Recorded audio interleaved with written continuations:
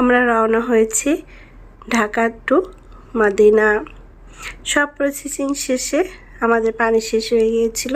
তো এরকম বিমানে ওঠার আগে এরকম একটা জায়গা আছে যেখান থেকে আমরা পানিটা একটু রিফিল করে নিয়েছিলাম।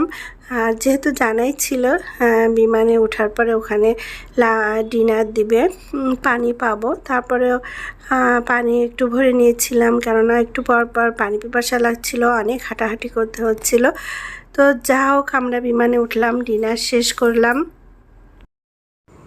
তো আমার এই উমরা হজ্জের সঙ্গী ছিলেন আমার ফুপু, আর উনি 80-র ঊর্ধ্বে বয়স। তো সব ক্ষেত্রে ফুপুকে একটু হেল্প করতে হচ্ছিল। আর উনি ছিলেন আমার হজের একেবারে সব সময়ের জন্য আমার সঙ্গী।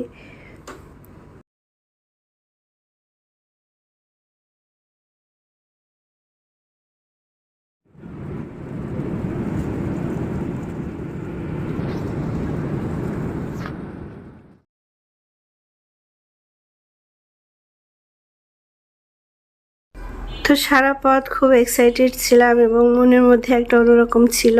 আমরা রওনা হয়েছি ওমরার জন্য, আমরা ওমরা করতে যাচ্ছি। তবে প্রথমে আমরা মদিনাতে যাব, সেখানে আমরা 5 দিন থাকব, তারপরে আমরা মক্কাতে যাব।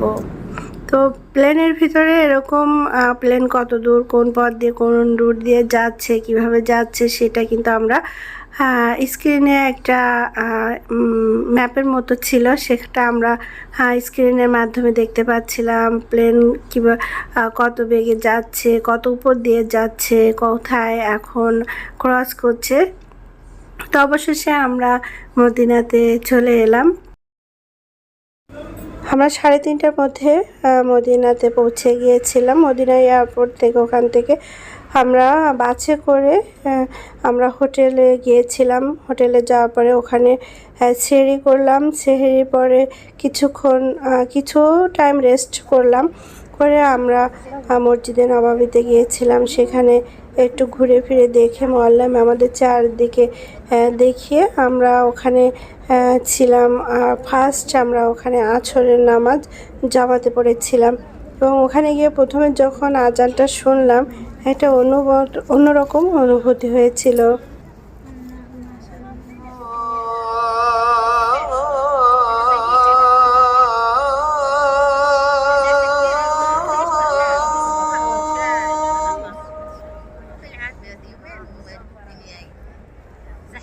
أشهد أن لا إله إلا الله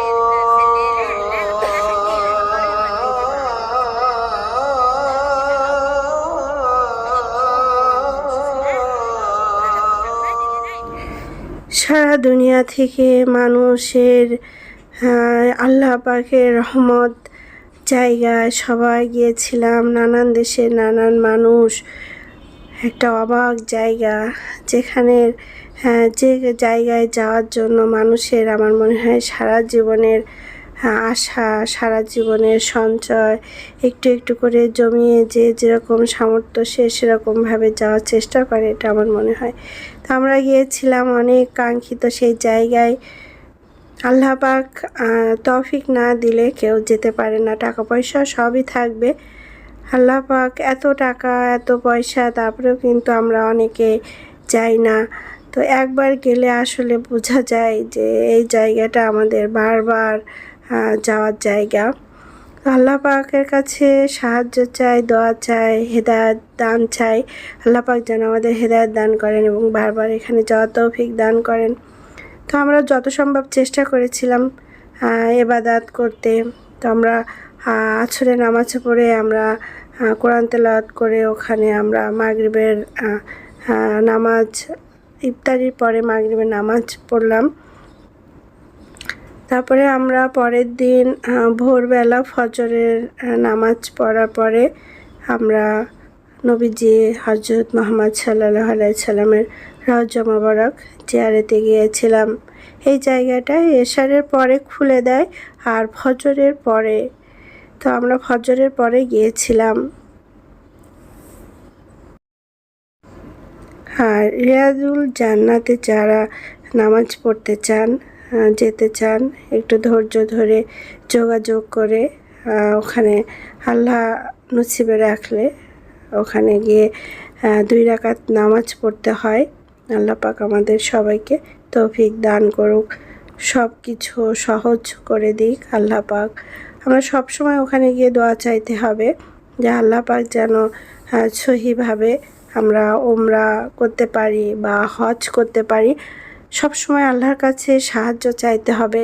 ওখানে সব সময় আমি দেখেছি ওখানের ওয়াশরুমগুলো খুব সুন্দর, ওযু করার খুব সুন্দর ব্যবস্থা আছে, ওয়াশরুমে যাওয়ার ব্যবস্থা আছে। তো এটা নিয়ে কারো চিন্তিত হওয়ার দরকার নেই। তারপরে আমরা কিছু জায়গা জিয়ারতে গিয়েছিলাম।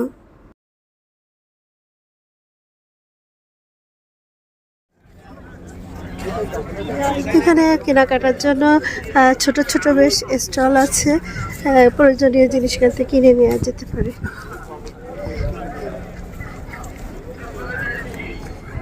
ওইখানে মেয়েরা দোয়া করতে পারবে, ছেলে তাহলে দোয়া করার জন্য জায়গা আলাদা করা আছে। আমরা মদিনায় যখন ছিলাম ওখানে আমরা বেশ কিছু জায়গা জিয়ারতে গিয়েছিলাম। নবীজি হযরত মুহাম্মদ সাল্লাল্লাহু আলাইহি সাল্লাম সাহাবীদের যেখানে একসঙ্গে উহুদের ময়দানে অনেকজন শহীদ হয়েছিলেন, সেই জায়গায় আমরা গিয়েছিলাম।